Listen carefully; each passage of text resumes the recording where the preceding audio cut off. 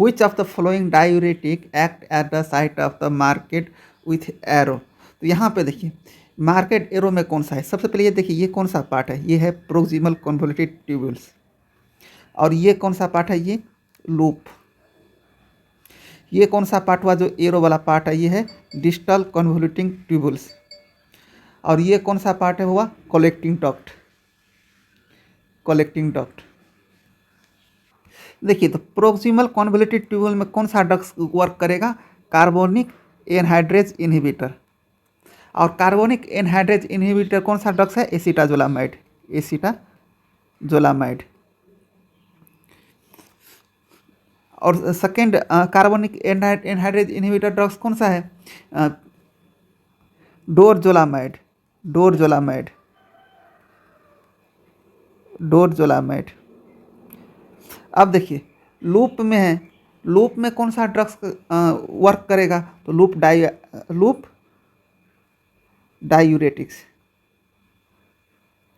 और loop diuretics में कौन सा ड्रग्स पड़ता है, लूप डायूरेटिक्स में कौन सा ड्रग इंक्लूडेड होता है, फ्रूसामाइड। फ्रूसामाइड। फ्रूसामाइड। और देखिए डीसीटी में कौन सा ड्रग वर्क करता है, थाइजाइड। थाइजाइड। और थाइजाइड में कौन सा ड्रग इंक्लूडेड होता है, हाइड्रोक्लोरोथाइजाइड। हाइड्रोक्लोरोथाइजाइड।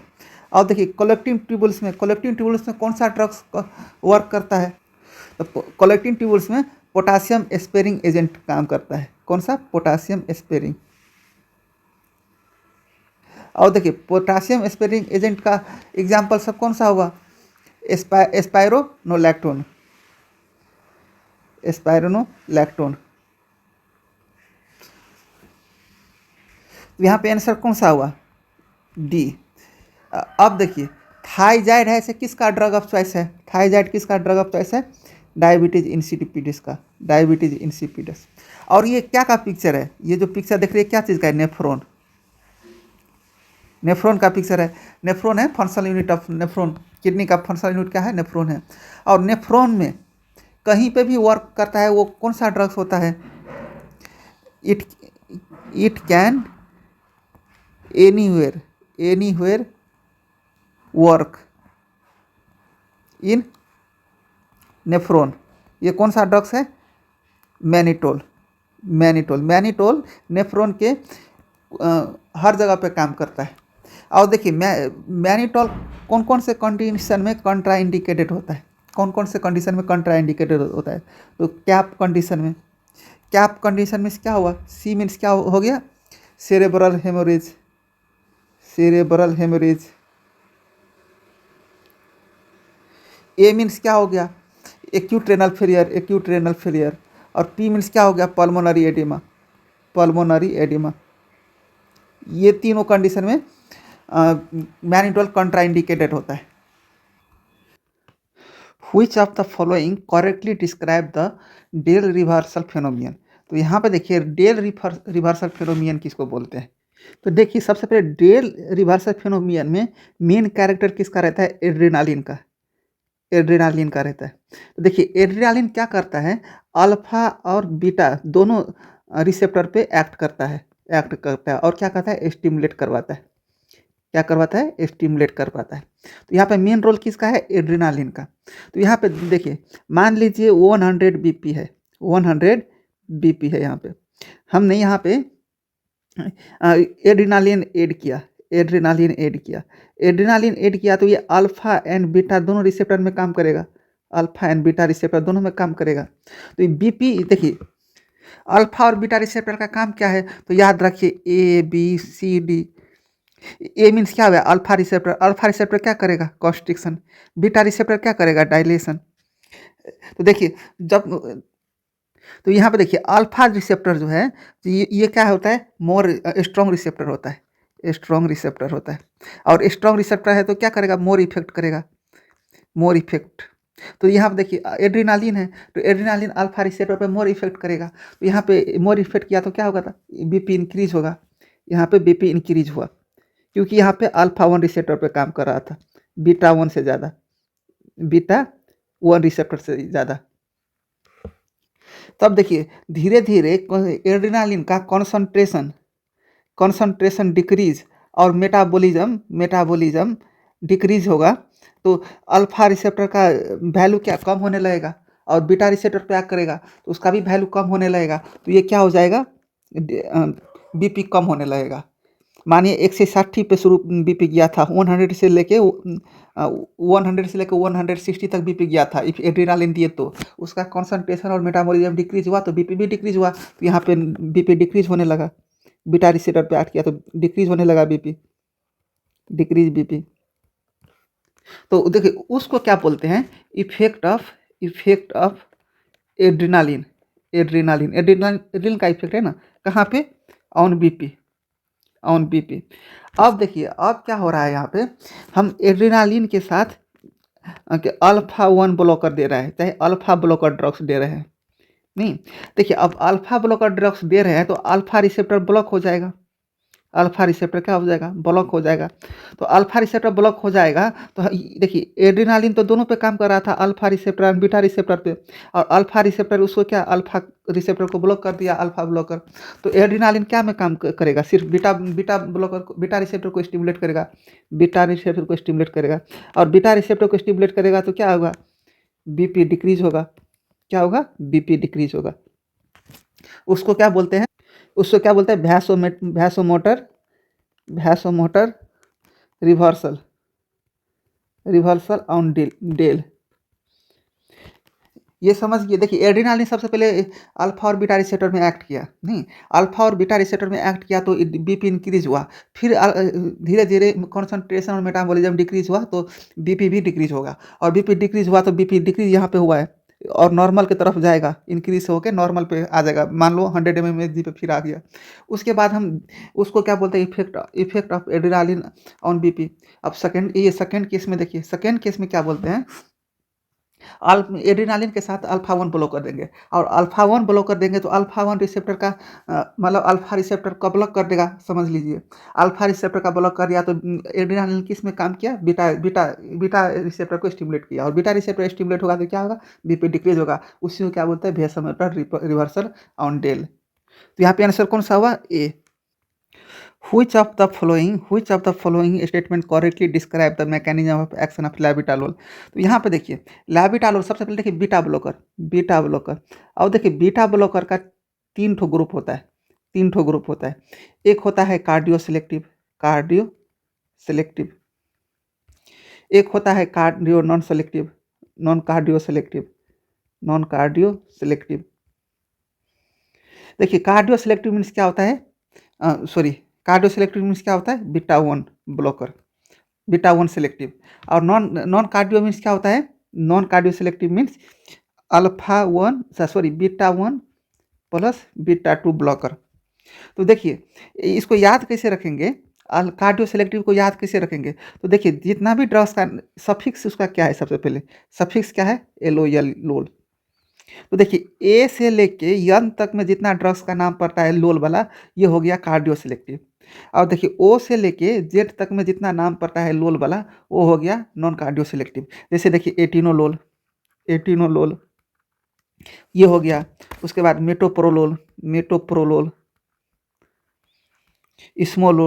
इस्मोलोल ये कौन सा हो गया, कार्डियो सेलेक्टिव। अब ओ से जेड तक में जितना नाम होगा वो जैसे हो गया प्रोपैनोलोल, उसके बाद टाइमोलोल, ये हो गया आपका किसका, नॉन कार्डियो सेलेक्टिव में। और देखिए सब में क्या इंक्लूडेड है, O L O L,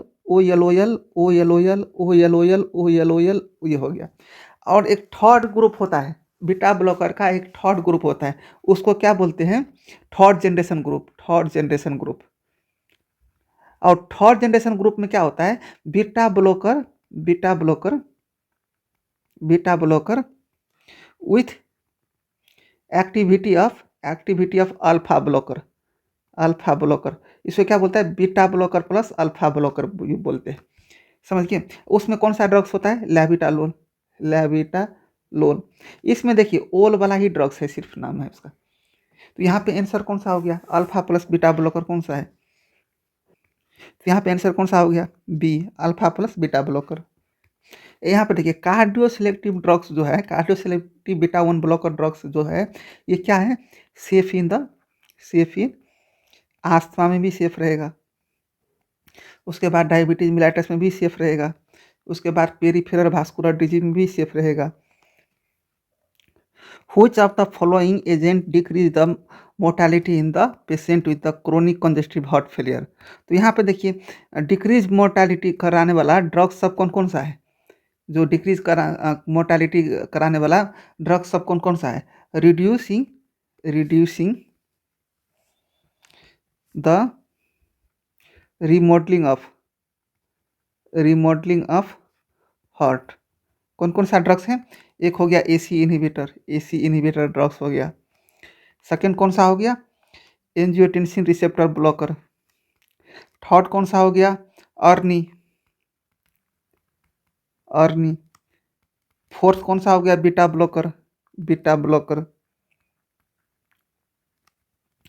fifth कौन सा हो गया, SGLT2 इनहिबिटर। तो यहाँ पे देखिए मेटोप्रोलोल कौन सा ड्रग्स है, कार्डियो सिलेक्टिव ड्रग्स है, और यहाँ पे बीटा ब्लॉकर भी रिड्यूसिंग ऑफ कार्डियक ड्रग्स है ना, reducing of remodelling cardiac drugs beta blocker भी है। बीटा ब्लॉक में कार्डियो सिलेक्टिव ड्रग्स कौन सा है, क्योंकि ये कौन से कहाँ तक में पड़ता है, इंक्लूडेड होता है, ए से लेके एन तक में इंक्लूडेड होता है। और देखिए OLOL है, तो आंसर कौन सा होगा, ए। और कार्डियो सिलेक्टिव ड्रग है तो नाम ही से कार्डियो सिलेक्टिव है, तो ये डिक्रीज मोर्टालिटी कराएगा, रिड्यूसिंग द मोर्टालिटी, कहाँ पे, with the patient congested heart वाला पेशेंट रहेगा, तो आंसर ये हो गया। Which of the following drug is the represent in the shown image? तो यहाँ पे देखिए सबसे पहले यहाँ पे देखिए, यहाँ पे हार्ट रेट डिक्रीज हो रहा है, तो ये क्या है, ब्रैडिकार्डिया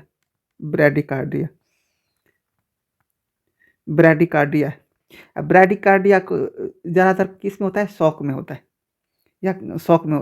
शॉक में भी क्या होता है, हार्ट रेट डिक्रीज होता है, तो हार्ट रेट में कौन कौन सा ड्रग यूज़ किया जाता है, देखिए एक को होता है डोपामिन, एक होता है नॉरएड्रेनालिन, एक होता है एड्रेनालिन। तो देखिए कार्डियोजेनिक शॉक का ड्रग ऑफ चॉइस क्या है, कौन सा है, डोपामिन और नॉरएड्रेनालिन, कौन सा ड्रग प्रीफर करेगा, डोपामिन और नॉरएड्रेनालिन कार्डियोजेनिक शॉक का। और देखिए एनाफाइलेटिस आता है, ए से एड्रेनालिन हुआ, ए से एनाफाइलेटिक ड्रग्स में कौन सा, एनाफाइलेटिक शॉक में कौन सा ड्रग प्रीफर करता है, एड्रेनालिन। और देखिए एड्रेनालिन है, और किसका ड्रग ऑफ चॉइस है, कार्डियक अरेस्ट का, कार्डियक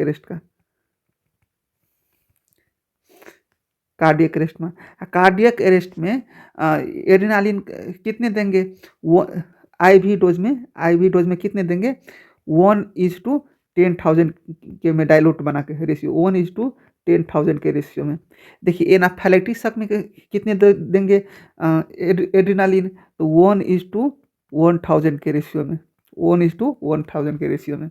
अब देखिए यहाँ पे क्या बोला है, बीपी इंक्रीज हो रहा है, तो यहाँ पे देखिए जो इपिनेफ्रिन जो है ये कौन कौन से रिसेप्टर में एक्ट करता है, तो ये चारों रिसेप्टर में एक्ट करता है, अल्फा 1, अल्फा 2, बीटा 1 और बीटा 2, समझिए। और देखिए नॉर एपिनेफ्रिन जो है ये कौन कौन से रिसेप्टर में एक्ट करता है, ये अल्फा 1, अल्फा 2 और बीटा 2। और डोपामिन कौन कौन से रिसेप्टर में एक्ट करता है, डोपा 1, सब 1 अल्फा 1 और बीटा 1। तो ये देखिए जब यहाँ पे देखिए बीपी इंक्रीज हो रहा है, ब्लड प्रेशर इंक्रीज, इस ब्लड प्रेशर सिर्फ इंक्रीज हो रहा है, वो इंक्रीज कराने वाला काम किसका है, नॉरएपिनेफ्रिन का। और नॉरएपिनेफ्रिन का मॉनिटर करने के लिए हम कौन सा क्या चेक करते रहेंगे, mean arterial pressure, mean arterial pressure उसको नॉरएपिनेफ्रिन देंगे ना तो मीन आर्टेरियल प्रेशर मॉनिटर पड़ेगा और करते रहना पड़ेगा। यहाँ पे आंसर कौन सा हुआ? बी। यहाँ पे आंसर कौन सा हुआ? बी, क्योंकि बीपी यहाँ पे देखिए इंक्रीज हो रहा है। A child consumed the multiple iron tablet brought to the emergency with the vomiting and abdominal pain. Which of the following antidote of choice? यहाँ पे देखिए आयरन टैबलेट खाने के कारण, मल्टीपल आयरन टैबलेट खाने के कारण वॉमिटिंग और एब्डोमिनल हो रहा है। तो आयरन का एंटीडोट कौन सा होगा? ओवरडोज ऑफ आयरन का एंटीडोट कौन सा होता है? आयरन का पीरियोडिक टेबल में नाम क्या होता है? Fe। और Fe मीन्स क्या हुआ? देखिए फेरोक्सामाइन, ड्रग ऑफ चॉइस क्या हुआ? और एंटीडोट कौन सा हुआ आयरन ओवरलोडेड का? फेरोक्सामाइन। यहाँ पे Fe है तो आंसर बी। और देखिए बाल जो है तो वो किसका एंटीडोट है? BAL बाल। लीड का है LEAD लीड। वहीं पे EDTA है जो वो किसका एंटीडोट है? वो भी लीड का। तो लीड का एंटीडोट कौन कौन सा हो गया? बाल और EDTA। A patient come to you with breathlessness, dry cough with reduced exercise capacity. On X-ray examination, diagnosis of the pulmonary fibrosis is made. Which of the following drug is used to decrease the progression of fibrosis? देखिए decrease progression of fibrosis drug सब कौन कौन सा approval है? तो एक हो गया पीरफेनिडोन और दूसरा कौन सा हो गया? दूसरा हो गया निनटेनडेनिव।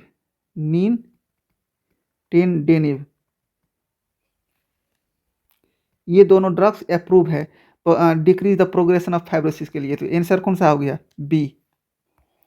Which of the following agent act at the market inside the image? तो यहाँ पे देखिए जो एंजियोटेंसिन से एंजियोटेंसिन 1 बनता है, एंजियोटेंसिन 1 से एंजियोटेंसिन 2 बनता है। और तो यहाँ पे देखिए एंजियोटेंसिन कौन रिलीज करता है?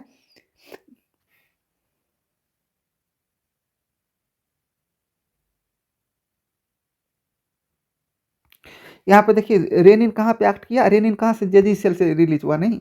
और रेनिन कहाँ पे एक्ट हुआ? एंजियोटेंसिन में। और एंजियोटेंसिन से क्या बना? एंजियोटेंसिन 1। एंजियोटेंसिन 1 से क्या बना? एंजियोटेंसिन 2। तो यहाँ पे हम कौन से ड्रग्स देंगे?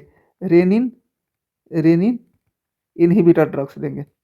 और देखिए एंजियोटेंसिन से एंजियोटेंसिन 2 तक नहीं बनने के लिए हम कौन सा ड्रग्स देंगे? कौन सा देंगे? AC inhibitor.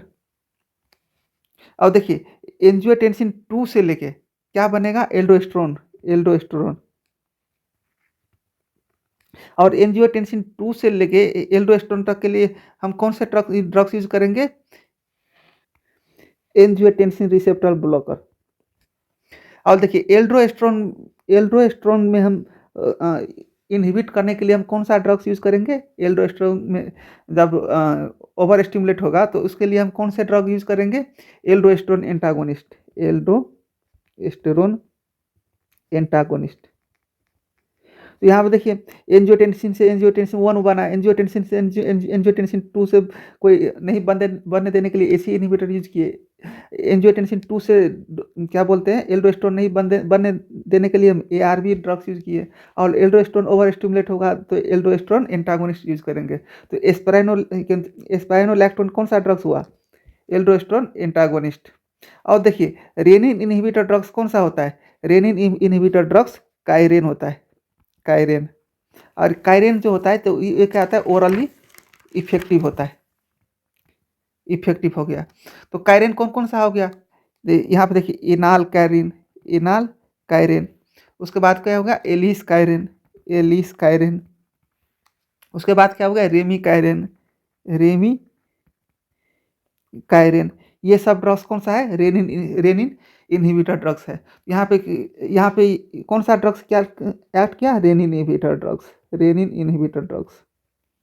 क्योंकि रेनिन एक्ट करेगा एंजियोटेंसिन पे तभी एंजियोटेंसिन 1 से एंजियोटेंसिन 2 बनेगा। तो यहाँ पे देखिए कायरेन है तो एलिस कायरेन हुआ आंसर, कायरेन वाला। और ये क्या कौन सा आता है? ओरली इफेक्टिव होता है। A patient on cancer chemotherapy developed a neutropenia. Which of the following is the WBC growth factor of the use in this patient?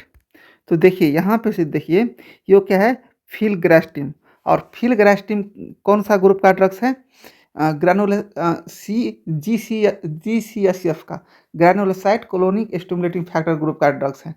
तो यहाँ पे देखिए फिलग्रास्टिन ये क्या चीज़ में यूज होता है, क्या चीज़ में? केमोथेरापी, केमोथेरापी इंड्यूस्ड न्यूट्रोपेनिया के लिए यूज किया जाता है, न्यूट्रोपेनिया के लिए यूज किया जाता है। और देखिए यहाँ पे पोइटिन है, पोइटिन मीन्स क्या हुआ? Anaemia, anaemia. तो ये क्या चीज़ के लिए यूज किया जाता है? केमोथेरापी, केमोथेरापी इंड्यूस्ड एनीमिया के लिए कौन सा ड्रग यूज किया जाता है? डार्बीपोइटिन। यहाँ पे देखिए पोलोस्टिम है, पोलोस्टिम मीन्स क्या हुआ? Platelets, platelets. ये क्या चीज़ के लिए यूज किया जाता है?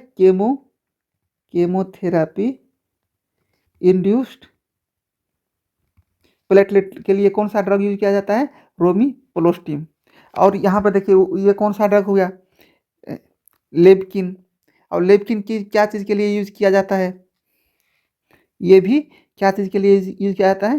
केमोथेरापी इंड्यूस्ड थ्रोम्बोसाइटोपेनिया के लिए, थ्रोम्बोसाइटोपेनिया। और ये भी क्या चीज़ के? रोमिपोलोस्टिन भी क्यों क्या चीज़ के लिए यूज किया जाता है? केमोथेरापी इंड्यूस विथ थ्रोम्बोसाइटोपेनिया और प्लेटलेट, थ्रोम्बोसाइटोपेनिया के लिए यूज किया जाता है। यहाँ पे आंसर कौन सा हुआ? ए।